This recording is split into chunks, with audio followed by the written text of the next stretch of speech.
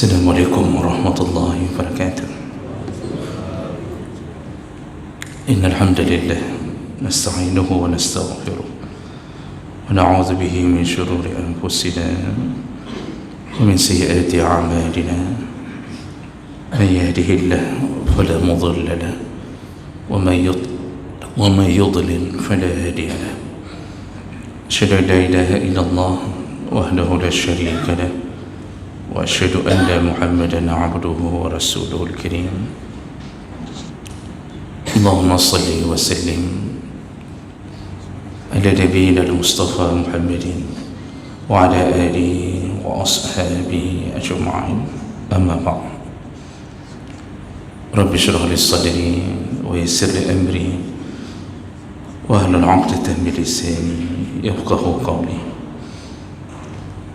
Segala puji bagi Allah, kemudian salawat dan salam pada Rasulullah, pada keluarga dan seluruh sahabat-sahabatnya yang Allah muliakan insyaAllah. Bapak Ibu jemaah salat subuh yang telah berhadir karena Allah, mudah-mudahan Allah membalas dengan pahala yang berlimpah insyaAllah. Bapak Ibu yang Allah muliakan, di pertemuan yang lalu kita sudah membahas bahwa di antara dosa besar mencaci, menghina para sahabat Nabi sallallahu alaihi wasallam, baik dari golongan Muhajirin maupun dari golongan Ansar. Dan Nabi telah melaknat orang-orang yang menjadikan salah satu sahabat Nabi sebagai bahan untuk diejek di dalam lisan-lisan mereka, dan itu menunjukkan kemuliaan sahabat Nabi sallallahu alaihi wasallam. Baik, kita lanjut, dan ini menjadi penutup dari kitab yang kita bacakan selama ini, yaitu kitab Az-Zawajir an Iqtirafil Kabair, yaitu peringatan untuk menjauhkan diri dari dosa-dosa besar. Dan judul hari ini menjadi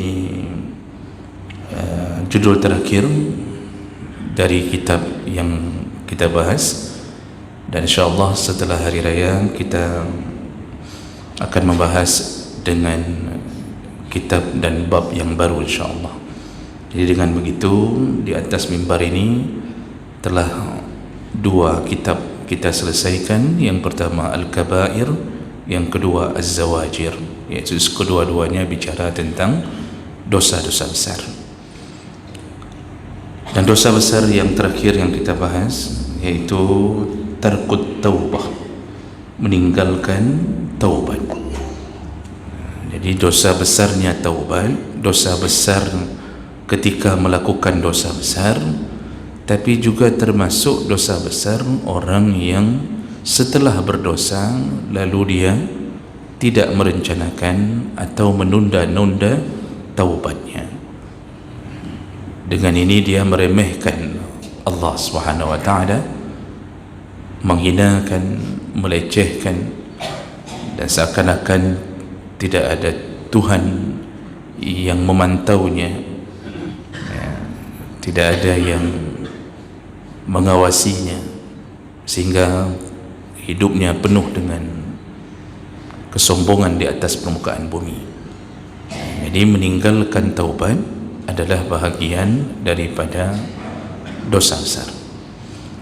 Allah Subhanahu wa taala menyebutkan dalam surat Nur ayat 31, kata Allah, wa tubu ilallahi jami'an, maka bertaubatlah engkau kepada Allah semuanya.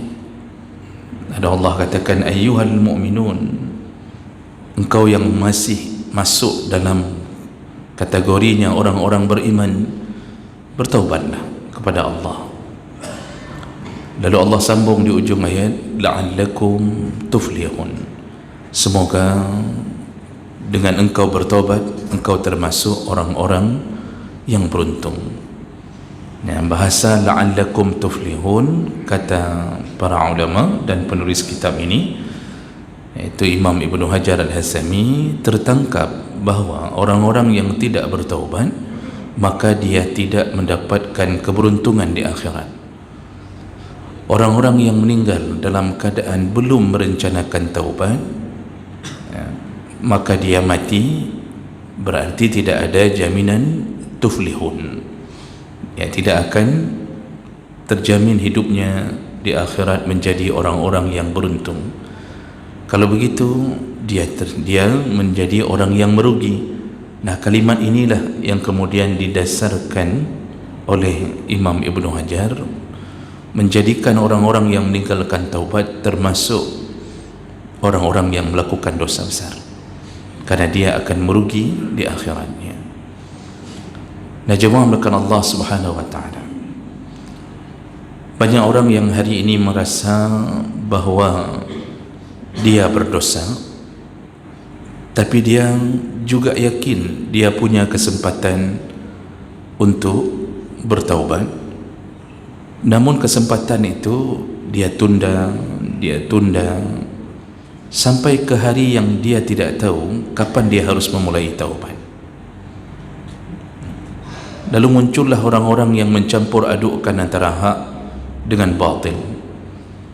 Jamaah dia lakukan, salat jamaah dia lakukan, puasa dia tegakkan, tapi dari maksiat dia tidak tinggalkan. Salat jalan terus, tapi maksiatnya juga jalan, dan tidak ada rencana untuk meninggalkan maksiat. Ini mencampurkan hak yang batil. Ketika sudah tercampur antara hak dan batil, maka dikhawatirkan kita berada di antara dua pilihan, iaitu mati dalam keadaan sedang berbuat kebaikan atau mati di dalam keadaan sedang bermaksiat.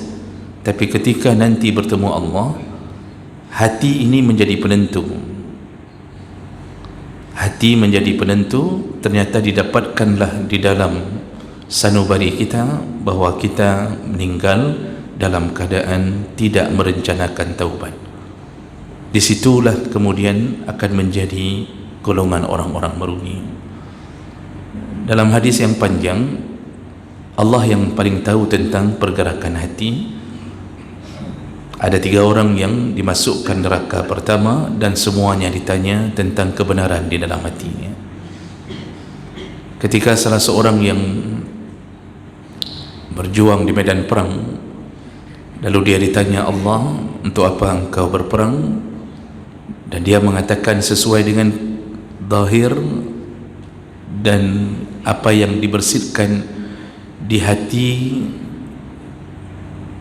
yang dia lakukan di dunia. Dia katakan, aku berperang kerana menegakkan agamamu ya Allah. Lalu Allah katakan, kazzabta, engkau bohong. Dengan kalimat ini berarti Allah ingin mengorek lebih dalam tentang kebenaran di hatinya. Engkau berjuang agar dikenal sebagai pahlawan. Jadi ternyata orang yang dikira syahid pun oleh orang banyak, ujung-ujungnya kata Allah kepada malaikat, bawa orang ini, masukkan ke neraka. Oleh karena itu jemaah melakukan Allah, kadang-kadang kita penampakan kita seperti orang bertaubat, tapi hati kita tidak merencanakan taubat. Dan taubat itu tidak bisa hanya didengungkan di mulut, lalu diupdate status di WA, pasang kalimat-kalimat taubat di Facebook. Tidak bisa begitu, karena taubat itu dihitung Allah apabila dia melalui beberapa perkara. Yang pertama, dia melakukannya karena ikhlas kepada Allah Subhanahu wa ta'ala. Dia khawatir bahawa dia bertemu Allah dalam keadaan sedang berdosa, dan dia bertaubat. Lalu yang kedua, an-nadam, dia menyesalinya. Jadi baru dihitung taubat kalau ada perasaan menyesalnya. Karena ada orang yang mengaku kepada orang bahawa dia telah taubat, tetapi ketika menceritakan maksiat di masa lalunya, dia bangga dengan maksiatnya. dia membangga-banggakan bahawa dia pernah membunuh sekian orang. Seorang preman taubat, tapi di mulutnya terus mengatakan bahawa tidak ada yang berani kepadanya. Sudah berapa korban yang kemudian dia habisi. Ini orang yang berzina masih menceritakan tentang zinanya. Dari bahasanya memang dia bangga dengan maksiat yang dia lakukan. Ini tidak disebut taubat. Lalu yang ketiga, kata para ulama, al-iqla', dia harus melepaskan benar-benar dosa yang telah dia lakukan. Jadi tidak dilakukannya sama sekali apa yang telah pernah dia lakukan. Kalau dia seorang penzina, maka benar-benar dia meninggalkan zinanya. Kalau dulu dia tidak salat, maka hari ini dia melakukannya, tidak pernah ditinggalkannya. Dibarengi dengan keputusan 4 mazhab, jumhur ulama mengatakan wajib qadha. Walaupun Daud Al-Zahiri, Ibnu Hazm, Ibnu Taimiyah mengatakan bahawa tidak wajib qadha salat karena ada hadis yang menyebutkan at-taibu minaz zambi kaman la zamba lahu. Orang yang bertaubat, kalau taubatnya diterima, maka dianggap tidak berdosa sama sekali. Ini dijadikan landasan oleh sekelompok kecil para ulama, menyatakan cukup hanya taubat, tidak perlu qadha. Tapi jumhur ulama, termasuk di dalamnya 4 mazhab dan semuanya adalah ulama-ulama salaf, menyatakan taubat dari orang yang meninggalkan salat, maka dia wajib mengqadhanya, dengan banyak hadis. Dan diantaranya adalah hadis ketika Nabi mengqadha salat, ketika beliau pulang dari medan perang, lalu tertidur menunggu salat subuh, tertidur, sedangkan Bilal yang ditugaskan untuk menjaga pasukan, dan Bilal bersedia untuk menjaga agar tidak terlambat subuh. Ternyata Bilal pun tertidur dan mereka dibangunkan oleh matahari. Rasulullah langsung bangun dan mengatakan, mana tanggungjawabmu wahai Bilal? Bilal memohon maaf, mengatakan, aku pun tertidur ya Rasulullah, aku mohon maaf ya Rasulullah. Lalu Rasulullah bangun, membangunkan sahabat, dan kemudian mereka segera melakukan salat, iaitu salat subuh dalam keadaan di luar waktunya. 4 mazhab mengambil hadis ini juga menjadi salah satu dalil yang menyebutkan bahawa Rasulullah mengqadha salat yang dilakukan tidak sengaja. Kalau yang tidak sengaja saja diqadha, maka lebih utama mengqadha salat yang ditinggalkan dengan sengaja. Yang tidak sengaja saja ditinggalkan lalu Rasulullah qadha, apalagi mereka yang meninggalkan salat dengan sengaja, maka harus segera ditaubatkan. Kita mungkin dulu masa-masa SMP, SMA belum mengenal tentang bagaimana agama ini dengan baik. Lalu alhamdulillah di umur 40 kita telah melakukan salat. Maka Bapak Ibu, yang lebih utama adalah qadhalah salat yang pernah kita tinggalkan dengan sengaja. Dan seandainya kita berhadapan dengan Allah, maka kita telah menyelesaikan kewajiban, yaitu 5 waktu terjaga sehari semalam. Ini benar-benar harus melakukan iqla', artinya melepaskan diri dari dosa masa lalu. Tidak disebut taubat orang yang sudah hari ini merasa taubat lalu dia melakukan salat, tapi ada satu waktu yang dia remehkan, biasanya acara walimah. Jadi ngakunya taubat, alhamdulillah salat jamaah datang 5 waktu. Ketika acara walimah, baik sepasang pengantin atau besanan, mertua dan orang tua kandung, itu kadang-kadang demi urusan walimah maka mereka meninggalkan salat duhur, padahal ngakunya sudah taubat. Syarat taubat itu tidak kembali ke dosa yang pernah dilakukannya, tapi dengan beraninya mereka mengatakan bahawa ini kalau kita salat, maka bedak ini luntur, Dan kalau bedak ini sudah luntur, nanti kita terpaksa harus bayar lagi 700.000, 1 juta. Lalu akhirnya memutuskan tidak salat. Si pengantin tidak salat di hari yang Allah muliakan bagi mereka. Makanya doa Nabi itu memberi keberkahan, barakallahu lakuma. Tapi hari keberkahan yang Allah ingin berikan, ternyata mereka melawan Allah di hari itu. Bagaimana dia mendapatkan keluarga yang baik, bagaimana mereka akan menjadi orang-orang saleh, dan anak-anaknya yang dia rindukan bagaimana bisa menjadi saleh.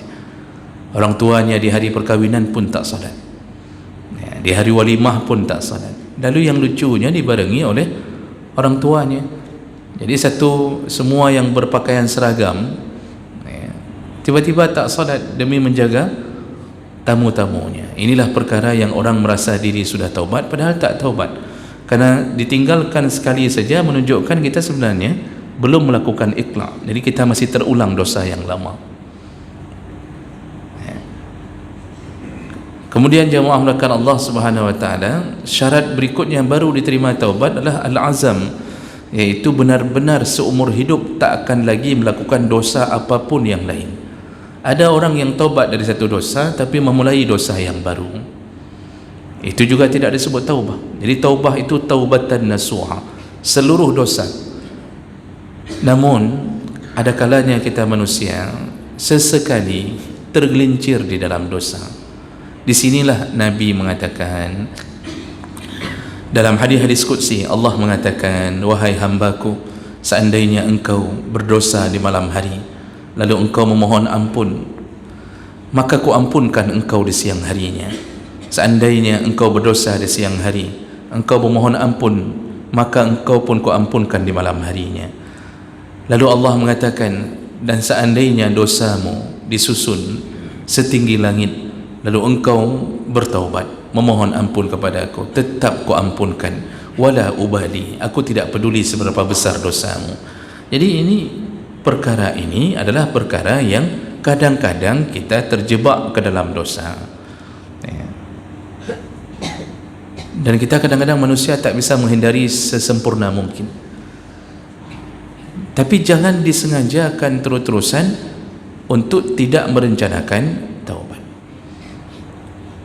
Dan yang kelima, kata para ulama, syarat baru taubat itu diterima adalah dia lakukan segera di waktu nyawanya belum sampai di tenggorokan dan matahari belum keluar dari sebelah barat. Kalau sudah dua waktu ini tak diterima. Ketika nyawa sudah berada di tenggorokan, walaupun dia mengatakan bahawa dia akan bertaubat, Allah tidak terima, karena dia taubatnya karena takut dengan kematiannya. Dan inilah yang terjadi pada Fir'aun. Fir'aun ujungnya taubat. Ketika dia tenggelam dan masih bisa menatap di atas air, dia angkat tangannya, lalu dia berkata, dan Allah yang sebutkan itu, dia berkata, tubtu ilaika ya Musa, aku bertaubat kepada Tuhanmu wahai Musa.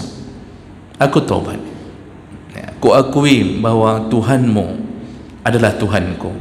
Tapi Allah tolak taubatnya, karena taubatnya terjadi di saat air memasuki rongga-rongga dan dia rasa takut terhadap kematian. Makanya jangan sampai ketika sudah mendekati mati, nyawa telah ditarik sedikit demi sedikit dari ubun-ubun, lalu kita mulai menyesali hidup kita. Jemaah melakukan Allah, dan ini yang patut kita renungkan, jangan sampai tertunda taubat ini. Dan sebagai penutup dari tausiah singkat kita, dalam surat Zukhruf ayat 37, Allah mengatakan, wa innahum la yasudduna 'anis sabil wa yahsabuna annahum muhtadun. Benar-benarlah syaitan menghalangi mereka untuk tidak melakukan taubat, dan mereka diiming-imingi oleh syaitan seakan-akan mereka adalah orang yang diberi hidayah.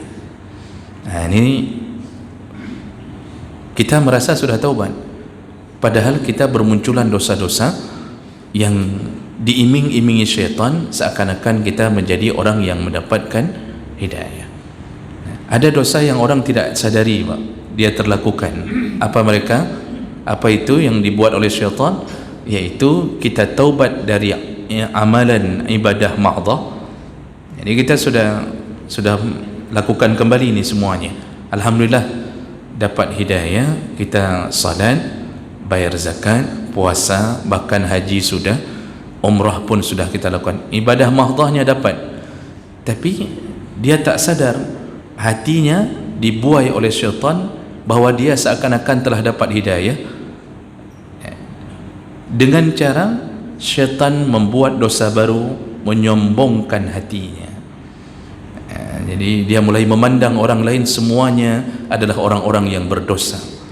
Dia memandang orang lain bahawa mereka adalah kelompok yang akan masuk neraka, dan dia merasa dirinya bahawa dialah yang telah satu-satunya mendapatkan hidayah atau kelompoknya.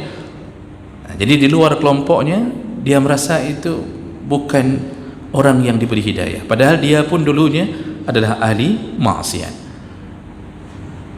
Taubat badan, tapi hati berpindah ke dosa yang lain.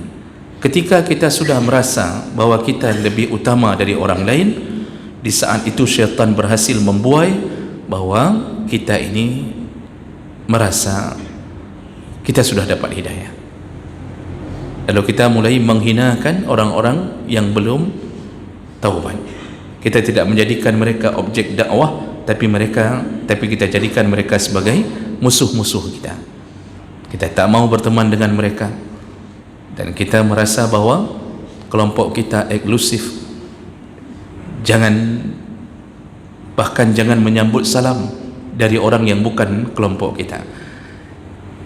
Secara zahir kita sudah taubat, tapi hati kita ternyata masuk ke ranah dosa yang lebih berbahaya, karena sombong adalah yang menyebabkan iblis dikeluarkan dari surga. Dan ingat, kalimat iblis adalah ana khairun minhu, ya Allah, aku lebih baik daripada Adam, aku lebih utama daripada Adam. Engkau ciptakan aku dari api, kalau dia kan cuma tanah, wa khalaqtahu min tin, dia cuma tanah, kenapa aku harus bersujud kepadanya? Ya, kalimat aku lebih baik daripadanya adalah seburuk-buruk perasaan, seburuk-buruk penyakit hati yang menyebabkan Allah memvonis keluar dari surga, keluar dan dikutuk Allah selama-lama. Janganlah mati dalam keadaan sedang berdosa, padahal dia sedang mendapat hidayah dari sisi yang berbeda. Inilah buayan syaitan, merasa diri sudah taubat, padahal jatuh ke dalam dosa yang lain. Tidak akan masuk surga, kata Rasulullah, la yadkhulul jannah man kana fi qalbihi misqala habbatin minal kibr. Tidak akan masuk surga orang yang di dalam hatinya ada sebesar biji sawi dari kesombongan, tidak akan masuk surga. Baik, ini yang perlu kita renungkan jemaah melakukan Allah. Mudah-mudahan Allah Subhanahu wa taala melunakkan hati, semoga Allah melembutkan kita dengan sesama muslim, dan semoga Allah Subhanahu wa taala mengumpulkan kita di dalam surganya. Mudah-mudahan bermanfaat. Subhanakallahumma bihamdik, asyhadu an la ilaha illa anta, astaghfiruka wa atubu ilaik. Wassalamu alaikum warahmatullahi wabarakatuh.